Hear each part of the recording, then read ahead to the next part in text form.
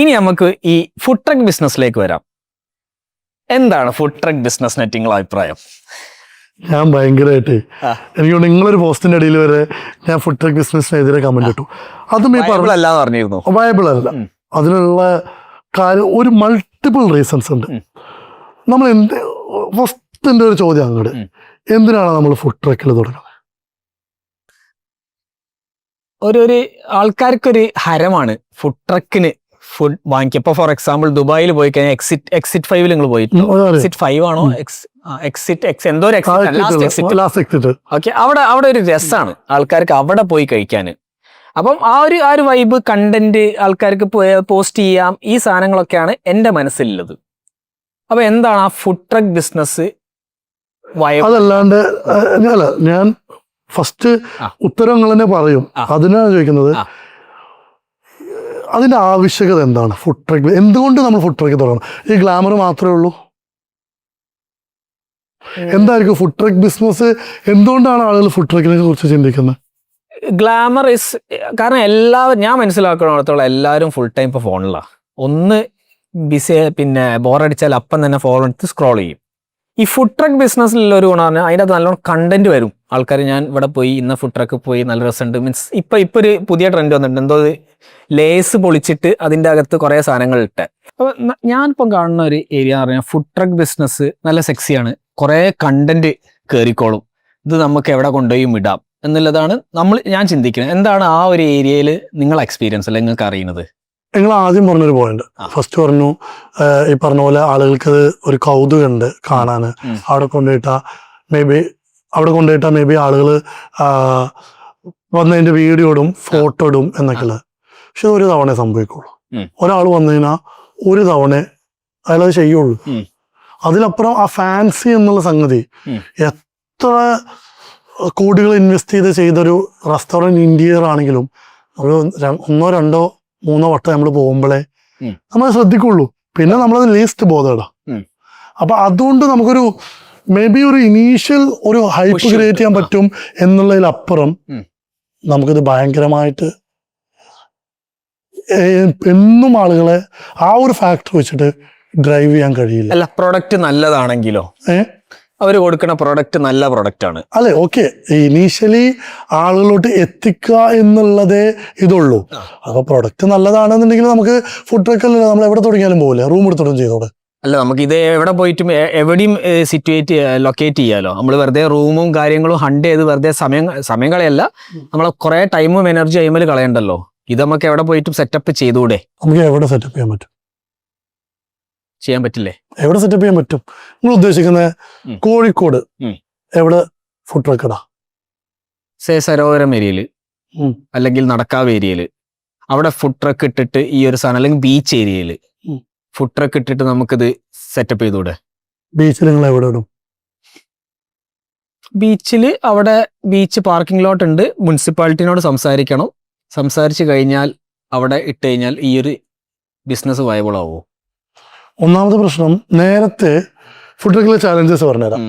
നേരത്തെ ഇതിനൊരു വ്യക്തമായിട്ട് ഇതെങ്ങനെയാണ് എന്നുള്ള പോലും ഉണ്ടായിരുന്നില്ല. ഈ അതിനുള്ള വണ്ടി എങ്ങനെയാണ് രജിസ്റ്റർ ചെയ്യുക, അതിന്റെ പെർമിറ്റ് എടുക്കണമല്ലോ നമുക്ക്. ഒരു വണ്ടി എന്ത് പേർപ്പസിനാന്നുള്ളത്. ഇപ്പൊ മൊബൈൽ ക്യാൻറ്റീൻ എന്ന് പറഞ്ഞിട്ട് എടുക്കാം.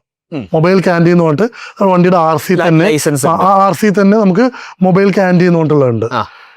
പക്ഷെ ഇതിൽ ഏറ്റവും വലിയൊരു ചലഞ്ച് എന്താ വെച്ച് കഴിഞ്ഞാല്, നമ്മൾ എന്താണോ ഫുഡ് ട്രക്കിന്റെ നമ്മൾ കൺവീനിയൻസ് കാണുന്നേ അതന്നെ നമ്മുടെ അവിടുത്തെ സാഹചര്യം വെച്ചിട്ടൊരു പ്രശ്നമാണ്. ഇത് എവിടെയും കൊണ്ടുപോയി നമുക്ക് ഇടാൻ പറ്റൂല. നിങ്ങൾ ഈ പറഞ്ഞ പോലെ ബീച്ച് എന്ന് പറഞ്ഞു, കോഴിക്കോടുള്ള ആ ഒരു ബീച്ചാ കറക്റ്റ്. എത്ര ഫുഡ് ട്രക്ക് ഇടാ? എത്ര അങ്ങനെ വേറെ എവിടെയൊക്കെ ബീച്ച് ഉണ്ട്? കൊച്ചിയിൽ ഒരു മര്യാദക്ക് ബീച്ചില്ല. ശരിയാണ്. കൊച്ചിയിൽ ഫോർട്ട് കൊച്ചി ബീച്ച് പറഞ്ഞാൽ ഒന്നുമില്ല. ശരിയാണ്. അപ്പൊ ബീച്ച് എന്ന് പറഞ്ഞാൽ കേരളത്തിലെടുത്തതിന് എത്ര ബീച്ച് ഉണ്ട് ഇടാൻ പറ്റുന്നത്? IT പാർക്സ് ആവാം. ഞാൻ ഒരു എക്സാമ്പിൾ പറഞ്ഞേ ഉള്ളൂ. ഈ ബീച്ചിലിടുകയാണെങ്കിൽ പോലും അവിടെ നമുക്ക് അതിന് ആരാണ് ഇതിന് പെർമിഷൻ കൊടുക്കേണ്ടത് എന്നുള്ളതിന് വ്യക്തമായ ധാരണയും കാര്യങ്ങളും ഇല്ല. ഈ ഒരു ഫുഡ് ട്രക്കിന് ഇതിന്റെ എവിടെ ഇത് പെടുന്നത്? നമ്മളിപ്പോൾ ഒരു മുനിസിപ്പാലിറ്റിൻ്റെ സ്ഥലത്ത് ഇരുന്ന് കഴിഞ്ഞാൽ അതിനുള്ള ഒരു വ്യക്തമായിട്ട് ഇതിനെന്ത് ലൈസൻസ് എടുത്ത് ആ ഒരു സ്ഥലം കൊടുത്ത് അല്ലെങ്കിൽ അതിന് റെന്റ് കൊടുത്ത് അപ്പോഴേലുള്ള അതിനൊരു ഇത് വരുന്നത്. അതിന് വ്യക്തമായിട്ടൊരു രൂപരേഖ വേണം, ഉം. അതില്ല. ഉം. ഞാൻ മനസ്സിലാക്കിയെടുത്തോളം അങ്ങനെ വ്യക്തമായിട്ട് ഫുഡ് ട്രക്കിന് കൊടുക്കുക. നമ്മളിപ്പോ വെറുതെ നമ്മളൊരു പെട്ടിക്കട ഇടുന്ന പോലത്തെ അത് വേറെ സംഗതിയാണ്. തെരുവ് കച്ചവടം എന്ന് പറഞ്ഞിട്ടും എന്തൊക്കെയോ അങ്ങനത്തെ സംഭവങ്ങളുണ്ട്. സ്ട്രീറ്റ് വെൻഡേഴ്സിന് സംഭവമുണ്ട്. പക്ഷെ ഫുഡ് ട്രക്ക് ആ കാറ്റഗറിയിലോട്ടല്ല പ്ലേസ് ചെയ്യുന്നത്. അപ്പൊ അതിനൊരു വ്യക്തമായിട്ടില്ല. ഈ പറഞ്ഞ പോലെ നിങ്ങൾ IT-ന്റെ പറഞ്ഞു, എക്സ്പ്രസ് ഹൈവേയില് കൊച്ചി ഇൻഫോ പാർക്ക് എക്സ്പ്രസ് ഹൈവേയില് ഇതേപോലെ ഫുഡ് ട്രക്ക് ഇട്ടിരുന്നു. നമ്മൾ പാർക്ക് ചെയ്യുന്ന സമയത്ത് അവിടുത്തെ അസോസിയേഷനുള്ള കാര്യങ്ങൾ വന്നിട്ട് ഇവിടെ ഇടാൻ പറ്റില്ല. അപ്പോൾ ഇൻഫോ പാർക്കിന്റെ എക്സ്പ്രസ് വേയിൽ ഇട്ട് ഞാൻ അറിയുന്ന ടീമിന്റെ ഫുഡ് ട്രക്ക് മാറ്റിയിടിപ്പിച്ചിട്ട് എവിടെ ഇടാൻ സമ്മതിക്കൂല. ഒന്നാമത്തെ പാര, നിങ്ങളിപ്പോ ഒരു സ്ഥലത്ത് കൊണ്ടുപോയിട്ട് കഴിഞ്ഞാല് അതിന്റെ അപ്പുറത്തെ ഏതെങ്കിലും റെസ്റ്റോറൻറ്റ്സ് ഉണ്ടെന്നുണ്ടെങ്കിൽ അവര് സമ്മതിക്കൂല. അവരുടെ ബിസിനസിനെ ബാധിക്കുന്ന കാര്യമാണ്. രണ്ടാമത് എന്തെങ്കിലും ഒരു സ്ഥലത്ത് വഴി മുടക്കം കാര്യങ്ങൾ എന്ന് പറഞ്ഞ് ഇടുന്ന ഇത് എവിടെ കൊണ്ടുപോയി ഇടും എന്നുള്ള പ്രശ്നം. രണ്ടാമത്തെ ഒരു പ്രശ്നം എന്ന് പറഞ്ഞാല് നമ്മളിവിടുത്തെ ക്ലൈമറ്റ്, പൊടി, ചൂട്. ആളുകൾക്ക് ഒരു ഫുഡ് ട്രക്ക് എന്ന് പറയുമ്പോൾ അവിടെ ഇരുന്ന് കഴിക്കാനുള്ള ഒരു സൗകര്യം ഉണ്ടാവില്ല. പ്രോപ്പറായിട്ട് ഇരുന്ന് കഴിക്കണമെങ്കിൽ ഒരു സൗകര്യം വേണമല്ലോ. ശരിയാണ്. ഒരു ഫുഡ് ട്രക്ക് എന്ന് പറഞ്ഞാൽ ഈ പൊടിയും നമ്മളിവിടുത്തെ ചൂടും ഒച്ചപ്പാടും ഒരു സമാധാനം എന്ന് പറയുന്ന പോലത്തെ ഉണ്ടാവില്ല. ഓക്കെ, നമ്മളിപ്പോ ഒരു ബജ്ജിയും ഇതും കൊടുക്കാൻ നമ്മൾ ഫുഡ് ട്രക്ക് കൊടുക്കേണ്ട ആവശ്യമില്ല. അതിന് നമുക്ക് തട്ടുകടകൾ പറഞ്ഞിട്ട് റോഡ് സൈഡിൽ ദോശയും കൊടുക്കാനുണ്ട്. അതിന് നമ്മൾ ഫുഡ് ട്രക്ക് ആയിട്ട് കാണുന്നില്ല നമ്മൾ. ശരിയാണ്. അതൊരു ഫുഡ് ട്രക്ക് എന്ന് നമ്മൾ പറയാൻ പറ്റില്ല. അതൊരു വണ്ടിയിൽ കൊടുക്കുന്നു, അതൊരു തട്ടുകടയാണ്. അതും ഫുഡ് ട്രക്ക് എന്ന് പറയുന്നത് ഒന്നുകൂടെ ഡെവലപ്പ് ചെയ്തതാണ്. അപ്പൊ അവിടെ നമുക്ക് നമ്മുടെ ഒരു ക്ലൈമറ്റ് വെച്ചിട്ട് അതൊരു ഗ്രാബ് ചെയ്തിട്ട് ഒരു പാർക്കിൽ പോയി കഴിക്കലോ അങ്ങനത്തെ അല്ല നമ്മുടെ രീതി. ഇപ്പൊ പുറം രാജ്യങ്ങളിൽ എന്ന് പറഞ്ഞാൽ ഒരുപാട് സ്ഥലങ്ങളുണ്ട്, എത്ര പോപ്പുലേഷൻ ഡെൻസിറ്റി ഇല്ല. ഇപ്പൊ ഒരു ബീച്ചുകളാണെങ്കിലും പാർക്കുകളാണെങ്കിലൊക്കെ അവിടെ ഒരുപാട് സ്ഥലങ്ങളിൽ ഫെസിലിറ്റീസ് ഉണ്ട്. ആളുകൾ ഇങ്ങനത്തെ പോയി വാങ്ങിക്കുന്നു, കഴിക്കുന്നു. പിന്നെ വേറൊരു കാര്യങ്ങളെന്ന് പറഞ്ഞാല് നമ്മൾ ടൈപ്പ് ഓഫ് ഫുഡ് ട്രക്കിൽ എന്ത് ഫുഡ് കൊടുക്കും എന്നുള്ളൊരു ചലഞ്ചാ. കാരണം നമുക്ക് ഈ ഗ്രാബ് ആൻഡ് ഗോ എന്ന് പറയുന്ന ടൈപ്പ് ഫുഡുകൾ നമുക്ക് ഭയങ്കര കുറവാ.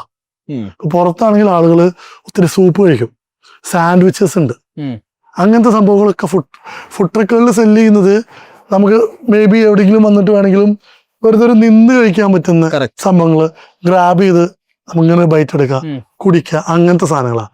പക്ഷെ നമ്മളിവിടുത്തെ ഭക്ഷണങ്ങൾ ഭയങ്കര മെസ്സി, നമുക്ക് കറി ഒഴിച്ച് കഴിക്കണം, ഇങ്ങനത്തെ സംഗതികൾ വരുമ്പോ നമ്മളൊരു പൊറോട്ടയും കറികളും ഇത് തട്ടുകടകൾ ഒരു നിങ്ങൾ പറഞ്ഞ സാൻഡ്വിച്ച് എന്നുള്ളതിനൊക്കെ പിന്നെയും ഓക്കെയാണ്. പക്ഷെ അതിന് നമ്മൾ ഇൻവെസ്റ്റ് ചെയ്തിട്ടൊരു ഫുഡ് ട്രക്ക് എന്നുള്ള പോലെ അങ്ങനെ തുടങ്ങേണ്ട ആവശ്യമില്ല. നമ്മളൊരു നോർമൽ ഒരു സെറ്റപ്പിൽ മതി. അപ്പോഴും പ്രശ്നം എന്ന് പറഞ്ഞാല് നമ്മളടുത്ത ആളുകൾ ഭക്ഷണം കഴിക്കുന്നത് ഒരു റിലാക്സേഷൻ എന്റർടൈൻമെന്റ് എന്നുള്ള സാധനം കൂടെ ഉണ്ട്. ഫുഡ് ട്രക്കുകളിൽ ബർഗേഴ്സ് സാൻഡ്വിച്ച് ഒക്കെ കൊടുക്കും, പിസ്സ കൊടുക്കുന്നൊക്കെ ഉണ്ട്. പക്ഷെ നമ്മളിവിടെ പിസ്സയും ബർഗേഴ്സും ഒക്കെ കഴിക്കുന്ന എവിടെ? ഒരു കഫേ പോയിട്ടാ. ഒരു കഫേ പോയിട്ട് അവിടെ റിലാക്സ് ചെയ്ത് നമ്മളെ ഫ്രണ്ട്സായിട്ട് ഒരു ഹാങ് ഔട്ട് ചെയ്യുന്ന ഒരു സ്പേസ്. അവിടെ നമ്മൾ ഫ്രണ്ട്സായിട്ട് നമ്മളൊരു കുറച്ചേരം ഇരുന്ന് സംസാരിച്ച് അങ്ങനെയാണ് നമ്മൾ കഴിക്കുന്നത്. അവിടെ നമുക്ക് കൺവീനിയൻസും നമുക്ക് അവിടെ AC ഉണ്ടതുണ്ട്. പക്ഷെ നമ്മൾ ഇവിടുത്തെ സംബന്ധിച്ച് നമ്മുടെ ഒരു ക്ലൈമറ്റ് വലിയ പ്രശ്നമാണ്, പൊടികളും കാര്യങ്ങളും. പുറത്തിരുന്നിട്ട് ഒരു ഭക്ഷണം കഴിക്കാനോ അത് എൻജോയ് ചെയ്യാൻ പറ്റുന്ന ഒരു ക്ലൈമറ്റ് തന്നെ നമുക്കില്ല. പിന്നെ മൂവ് അറൗണ്ട് ചെയ്യാന്ന് പറഞ്ഞാൽ ഇതൊന്നും എല്ലായിടത്തും കൊണ്ടുപോയിട്ട് ഇടാനോ ഇത്ര ആളുകൾക്ക് ഇരുന്ന് കഴിക്കാനോ ഉള്ള സൗകര്യങ്ങളില്ല. അപ്പൊ തട്ടുകടകൾ ആളുകൾ പ്രിഫർ ചെയ്യുന്നത് അവിടെ റേറ്റ് കുറഞ്ഞോണ്ടാ. അല്ലെങ്കിൽ നമ്മൾ കൂടുതൽ ഇരുന്ന് കഴിക്കണം എന്നുള്ളതാണ്.